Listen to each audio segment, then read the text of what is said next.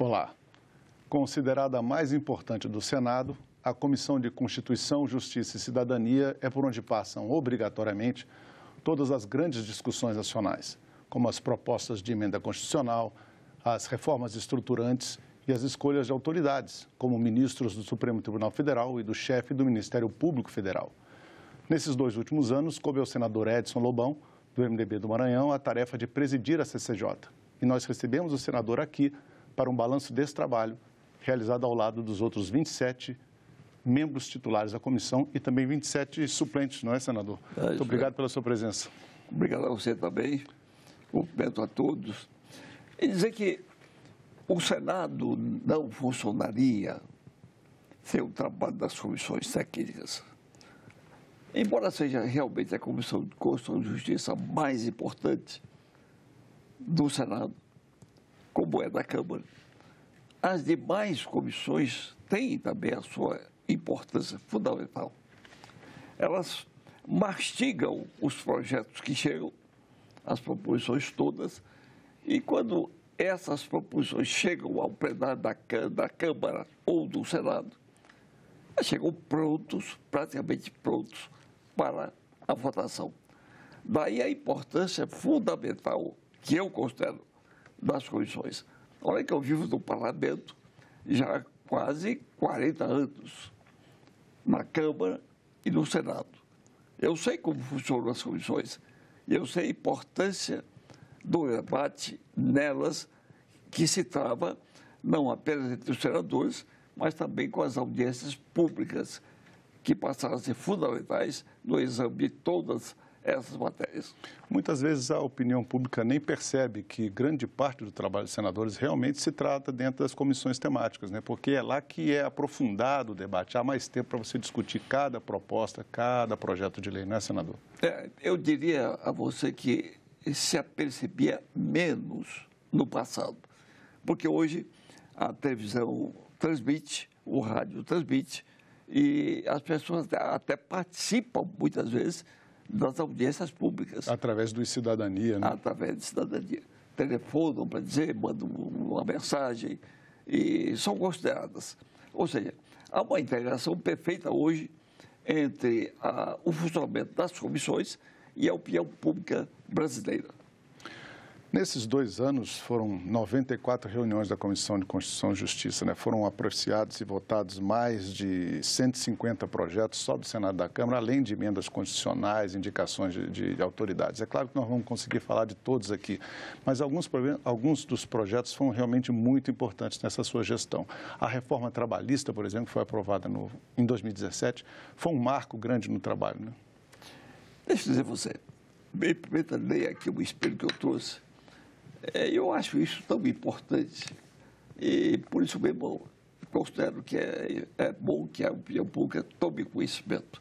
Durante esses 2 anos, nós votamos 804 matérias na Comissão de Constituição e Justiça.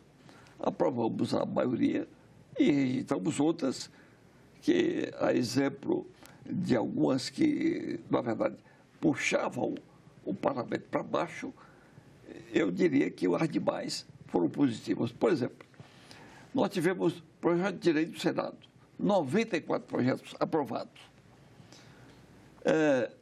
Não terminativos, 45. O que quer dizer terminativo?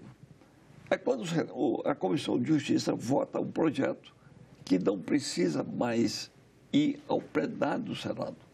Ou seja, a Comissão de Justiça, no caso, estará funcionando como a integralidade da composição do Senado Federal. Veja a importância desta comissão. O plenário do Senado atribuiu à Comissão de Justiça o poder de votar terminativamente determinadas matérias que seguem direto para a Câmara, para serem apreciadas também na Câmara. Ou, às vezes, até para a sanção presidencial, né? Ou, às vezes, até para a sanção presidencial. Nós tivemos propostas de emenda da Constituição, vários, projetos da Câmara, vários, mensagens do próprio Senado, requerimento do Senado Federal, projeto de resolução, ofícios S. Ofícios S são comunicações do Poder Judiciário, muitas vezes indicando membros do Poder Judiciário, projeto de decreto legislativo, tudo suplementar, substitutivo a projetos da Câmara, enfim, um conjunto imenso de proposituras que constitui esse acervo de mais de 800 matérias apreciadas e votadas pela Comissão de Constituição, Justiça e Cidadania.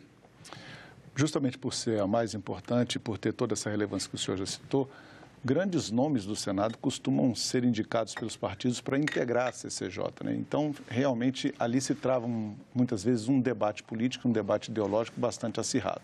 Foi difícil para o senhor, nesses 2 anos, conseguir conter os ânimos aí dos dois lados da política brasileira? Realmente, exatamente por ser a comissão mais importante. Ali se reúnem ex-governadores, ex-presidentes, são membros da comissão, ex-deputados federais.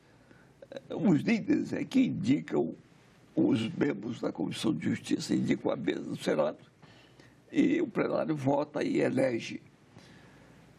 Mas, exatamente por ser a Comissão de Justiça, os líderes se esmeram na indicação dos que são mais experientes. Nós temos, portanto, uma composição de ex-governadores, de figuras dessa natureza. Olha, eu já fui presidente do Senado e exerço pela segunda vez a presidência da Comissão de Constituição e Justiça. Fui líder do governo no Senado, fui líder do meu partido, fui líder na Câmara. Eu acho que fui para a Comissão de Justiça com um acervo, com uma carga de experiência e com o apreço dos companheiros e o respeito deles. Na verdade, licitavam muitas vezes muitas discussões acirradas.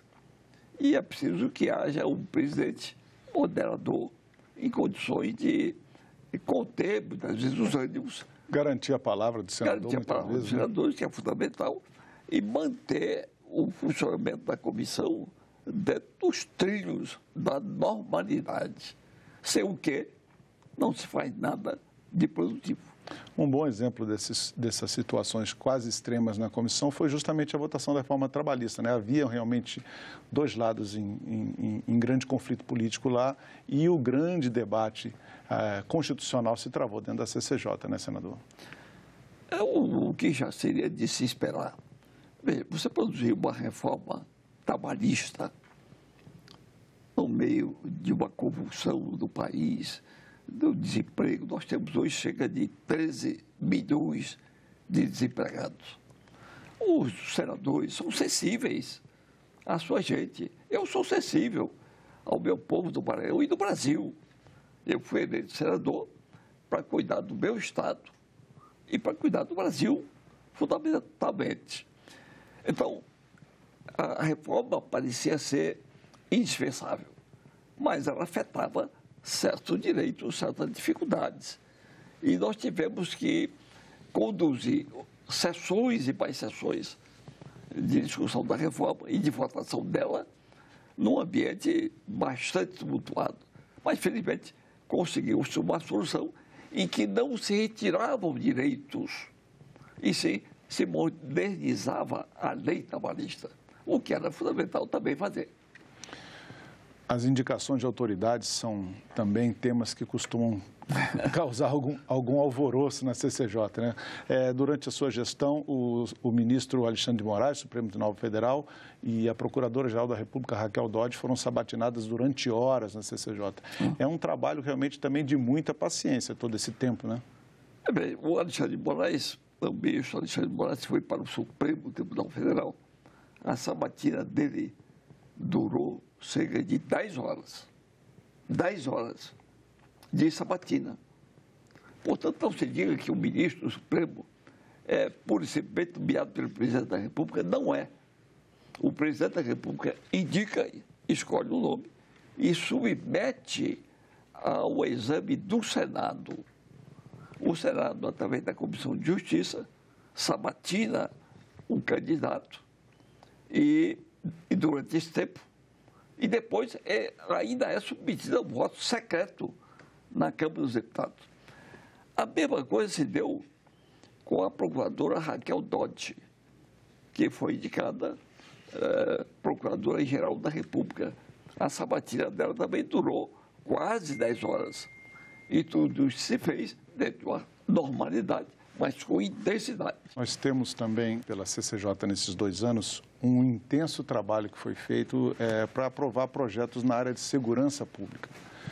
O senhor gostaria de destacar algum tema específico que o senhor achou que realmente foi o mais relevante nesse esforço, desse pacote de aprovação? Deixa eu dizer, eu até anotei aqui, eu sabia que esse é o tema que nós teríamos que abordar. Quando eu cheguei na presidência da Comissão de Justiça desta feita, encontrei dezenas de projetos que estavam retidos ali, sem andamento, no setor da segurança pública. Pedi à senadora Simone Tebet e também ao senador Wilder Moraes que se encarregassem do estudo desses projetos e que sobre eles emitissem parecer. Foi possível, graças a isto, chegarmos a uma conclusão e votamos alguns desses projetos que eu considero de grande importância, que estavam lá retidos. Um deles cria o SUSP. O que é o SUSP? É o Sistema Único de Segurança Pública. Ou seja, nós estamos reunindo todo o aparelho policial de Estado no Brasil num sistema para que haja um comandamento a partir de Brasília e se consiga fazer com que funcione esse sistema de segurança pública no Brasil. Nós estamos com isso unido, não monoliticamente, mas fazendo uma certa junção entre as polícias, Polícia Civil, Polícia Militar, Polícia Rodoviária Federal, Corpo de Bombeiro e Polícia Federal. Polícia Federal. Vai se traçar, já está se fazendo isso, traçar uma política única para o Brasil, embora essa política possa ser adaptada no caso de cada estado, com a supervisão à distância da Polícia Federal. Com isto, o governo federal também fica na obrigação de ajudar financeiramente esse sistema de polícia e de segurança pública nos estados e nos municípios. Nós, da Comissão de Justiça, temos a esperança de que os resultados virão e virão fortemente, generosamente, a partir de agora. Na medida em que os estados forem se adaptando a essa política, nós teremos bons frutos daqui para frente. Esse projeto realmente é um projeto estruturante na área de segurança pública, né? A ideia é você tentar conter o mal, o crescimento da violência e da criminalidade pela raiz com a organização do sistema de segurança pública no Brasil, mas a CCJ também se ocupou de pontos específicos de reprimir determinadas condutas criminosas, por exemplo, incluir como crime de posse ou porte de tráfico e de comercialização ilegal de armas, transformar em crimes hediondos. Isso foi muito importante, né? Isso foi importante, mas nós tivemos um longo debate sobre isso para também não generalizar. O sujeito que porta uma arma, ainda que ilegalmente, ser considerado um agente do crime hediondo, a mim, na época, me parecia muito pesado. Nós temos que considerar um crime. Se o porte é ilegal, se há uma ilegalidade no porte e na posse da arma, é preciso que a pessoa que cometeu esse delito seja punida. Mas nem sempre com os rigores de um crime hediondo. Por exemplo, votou-se uma lei daí da Comissão de Justiça permitindo que nas fazendas, no setor rural, as pessoas lá no interior da fazenda possam estar armadas para se defender, para defender a propriedade. Então, veja, se nós consideramos ali a possibilidade do sujeito estar armado, ou então das ruas das grandes cidades, com o porte concedido pela Polícia Federal, chegar-se a dizer que o outro que porta uma arma, ainda que, sem autorização, está cometendo um crime hediondo, eu achei um exagero. Mas conseguimos fazer isso um meio termo. Portanto, o que nós estamos fazendo é contribuir para que a segurança sem excessos da punição da lei. Outro tema que foi muito abordado durante esse período que o senhor exerceu a presidência da CCJ foram a garantia de direitos, inclusive para minorias, mulheres, idosos, né? A gente tem aqui um projeto de lei que tornou imprescritíveis os crimes de estupro, senador. Esse projeto realmente houve uma polêmica grande na CCJ, se eu me recordo bem, né? Houve uma imensa polêmica. O estupro é um atentado violento. Pois bem, e esse crime de estupro já existia, mas ele prescrevia depois de tantos anos. O que nós fizemos foi exatamente isso que você disse, torná-lo imprescritível. Ele perdura até ser julgado. Aquele que cometeu um crime de estupro vai ter que responder até a conclusão do processo. Ele não pode, por manobras de advogado e manobra jurídica, prescrever. O agente pode ser encontrado inocente. Ele foi acusado indevidamente, é uma hipótese. Mas o crime em si mesmo, prescrever, não mais. Grande parte do Brasil também, ainda na área de segurança pública, enfrenta uma situação de insegurança muito grande com essas quadrilhas organizadas que praticam assaltos usando explosivos em caixas eletrônicos. No Nordeste, por exemplo, que é de onde o senhor é originário, isso é muito frequente. E a CCJ aprovou um projeto também agravando as penas para quem utiliza esse tipo de artefato na prática de crimes, né, senador? Veja, aliás, isso está cada vez mais frequente, ainda há poucos dias, semanas, houve 2 casos desses em estados diferentes, inclusive no meu estado, do Maranhão, em que os sujeitos usam bombas no interior de bancos e delegacias, etc., e causam danos imensos à vida e à propriedade. Várias pessoas têm sucumbido a esses atentados. Então, nós estamos realmente agravando as penas cometidas por esses delinquentes que assaltam bancos ou que mesmo cometem outros crimes em delegacias. O fato é que isso precisa ser contido. Se você não pode abusar da punição, também não se pode negligenciar da hipótese de agravar a pena quando se trata de crime dessa natureza. União estável entre pessoas do mesmo sexo. Outro tema muito polêmico que a CCJ, durante a sua gestão, não se furtou a enfrentar. É um projeto importante, senador?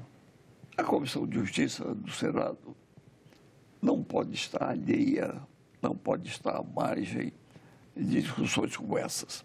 Se o tema existe, é preciso debatê-lo. E nós o fizemos com inúmeras audiências públicas. A audiência pública era algo que não se fazia no passado. Mas, de um certo tempo a essa parte, os principais projetos que passam pela Comissão de Justiça são precedidos de audiências públicas, em que os especialistas, autoridades, debatem longamente o tema ao contraditório, até que os senadores se julguem habilitados a uma decisão. E na própria Comissão de Justiça, assim como no plenário, há correntes que se digladiam em torno do assunto. Os religiosos, por exemplo, não aceitam essa união estável, mas outras correntes aceitam. Então, tudo isso foi votado depois de longos debates na Comissão de Constituição e Justiça e depois do plenário do Senado Federal. Esse é um tema, inclusive, que nos remete a uma outra peculiaridade, que nas relações entre o Congresso Nacional e o Judiciário. Sobre esse tema, por exemplo, antes mesmo do Congresso opinar, o Judiciário já havia tomado decisões que eram favoráveis ao reconhecimento dessa união estável entre pessoas do mesmo sexo. Justamente para evitar esse prolongamento dos debates, ou às vezes o congelamento desse debate dentro do Parlamento, que o senhor achou importante trazer logo para a discussão isso, claro, antes ouvindo os representantes da sociedade nas audiências? Eu acho que nós não devemos estimular o ativismo do judiciário. A função do judiciário é julgar, não é legislar. E quando o judiciário legisla, nós não estamos aqui culpando o judiciário, é porque o legislador esqueceu-se de formular a lei. É preciso que nós, senadores e deputados, façamos as leis que o mundo moderno requer. E fica o judiciário incumbido apenas do julgamento das questões com base nela, lei. Se nós não elaboramos a lei, o judiciário fica na obrigação de adaptar as circunstâncias àquilo que lhe parece ser o legal e o justo. Pois bem, então, antes que o judiciário tivesse que legislar, no nosso lugar, nós apressamos a votação no Congresso Nacional. Nós, enquanto estamos gravando esse programa, nós estamos em meio a uma série de denúncias contra o líder espírita João de Deus, né, por prática de crimes sexuais. E a gente viu aqui que no balanço da CCJ, nesses 2 anos, vários desses projetos foram aprovados, projetos para coibir esse tipo de prática no Brasil. Por exemplo, o crime de constrangimento ofensivo ao pudor no transporte público. As mulheres no Brasil ainda sofrem muito com esse tipo de assédio sexual criminoso dentro dos ônibus, dentro dos trens, dentro dos metrôs. A CCJ trabalhou bastante fortemente nesse caminho também, não foi, senador? Veja, no caso do espírita João de Deus, eu não desejo julgá-lo, não sei nada sobre o assunto. Ele já começou a se defender e é bom que eu faça. Ele atende a milhares de pessoas que confiaram nele e que confiam ainda, mas também não podemos esquecer o que houve em matéria de denúncia. Então, é bom que haja esclarecimento e certamente o centro dele vai conseguir explicar. Agora, nós recebemos realmente propostas legislativas no sentido de coibir abusos que ocorrem frequentemente nos meios de transporte urbano. E votamos uma legislação dura sobre isso. Há pessoas que constrangem senhoras que têm que usar o sistema público de transporte urbano e que não poderiam prosseguir sem o cometimento da pena devida. Não havia, para surpresa nossa, uma lei que contemplasse a punição do criminoso que no ônibus, por exemplo, no trem, no metrô, comete um crime dessa natureza. Agora, não. Agora já existe a lei punido severamente. Crime de importunação sexual e divulgação de cena de estupro. Isso é outro mal moderno, né? Usando as redes sociais, usando o WhatsApp, Facebook, para, inclusive, veicular imagens que constrangem, às vezes, as mulheres e, em muitos casos, são registros de crimes praticados, senador. São depravados que se comprazem, que se alegram com a exibição de cenas dessa natureza e que isso nunca deveria ter acontecido no passado e nem deve acontecer no presente. Continua acontecendo, mas agora, e já com a punição devida, aquele que praticar constrangimentos dessa magnitude terão que responder pelos atos que praticam. Senador, eu queria agradecer muito a sua presença aqui no programa e obrigado pelo seu balanço. Uma última palavra. O senhor considera a missão cumprida na CCJ nesses 2 anos ou ficou faltando algum tema que o senhor gostaria de ter votado e não conseguiu? Nunca se consegue, na Comissão de Constituição e Justiça, votar todos os projetos que ali estão sob a guarda dela e sob os cuidados dela. Mas fizemos um esforço grande. Não faltei às sessões da comissão, procurei dar o exemplo, sempre comparecendo, sempre realizando as sessões, e acho que a Comissão de Constituição e Justiça, ao longo desses 2 últimos anos, cumpriu rigorosamente o seu dever, graças à presença dos companheiros que foram para lá, também imbuídos do mesmo propósito e da mesma responsabilidade. Eu só tenho razões de agradecimento aos membros da comissão que nos ajudaram a cumprir o nosso papel, que é um papel em favor do Congresso Nacional, do Senado da República e do povo brasileiro. Senador Edson Lobão, muito obrigado pela sua presença. Obrigado a você e a todos que nos ouvem. Bom, esse foi o balanço das atividades da Comissão de Constituição, Justiça e Cidadania. Se você quiser rever, baixar ou compartilhar esse programa, acesse a página do Senado na internet, senado.leg.br/TV, ou o canal da TV Senado no YouTube. Para fazer comentários, críticas ou sugestões, você liga de graça para 0800 61 2211. Obrigado pela companhia e continue com a gente.